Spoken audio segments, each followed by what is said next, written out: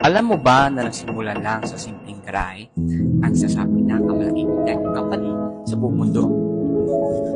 At ang founder nito ay walang iba kundi si Bill Gates. Siya ay naging pinakamayamang tao sa kasaysayan.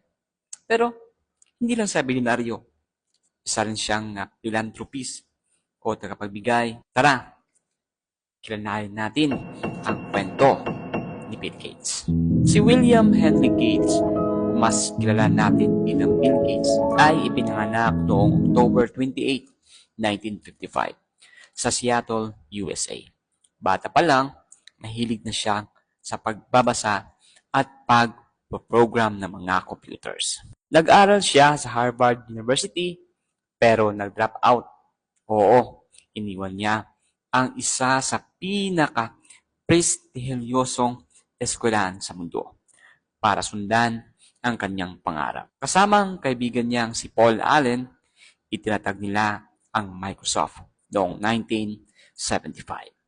Ang goal, gawing accessible ang software sa lahat ng computer users sa mundo. Ang pinaka-break nila ay nang gumawa sila ng MS-DOS para sa IBM computers. At mula roon, tuloy-tuloy ang pag-angat ng Microsoft hanggang maging monopolyo ito sa operating systems. Noong 1985, inilabas nila ang Windows at sa mga sumunod na dekada, halos lahat ng PC sa mundo, Windows na ang ginagamit. Isa sa mga sekreto ng tagumpay ni Gates ay itong tinatawag nating strategic thinking. Imbis na ibenta ang MS-DOS, nilisensyahan nila ito. Ibig sabihin, bawat PC na gumagamit ito, kumikita sila habang hindi nila ito binenta ng buo. Si Gates ay kilala rin sa pagiging focus, matalino, at minsan daw ay sobrang perfectionist. Noong early 2000s, unti-unting umalis si Gates sa Microsoft para mag-focus sa charity work. Kasama ang kanyang asawa noon na si Melinda Gates. Binuo nila ang Bill and Melinda Gates Foundation. Ngayon, mas kilala siya bilang isa sa mga pinakamalaking donors sa buong mundo. Tumulong siya sa mga laban kontra polio, malaria, COVID-19, at climate change. Kaya ano ang natutunan natin sa kwento ni Bill Gates?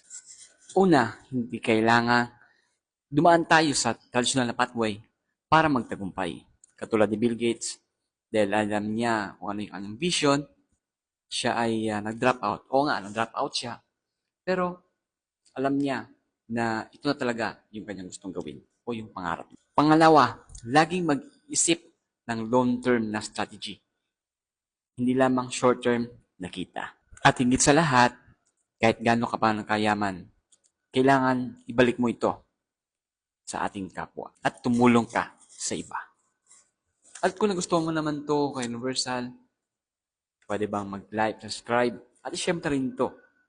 At huwag kalimutang subaybayan ang ating mga videos. Magkita tayo sa next video kay Universal at maraming salamat sa panonood.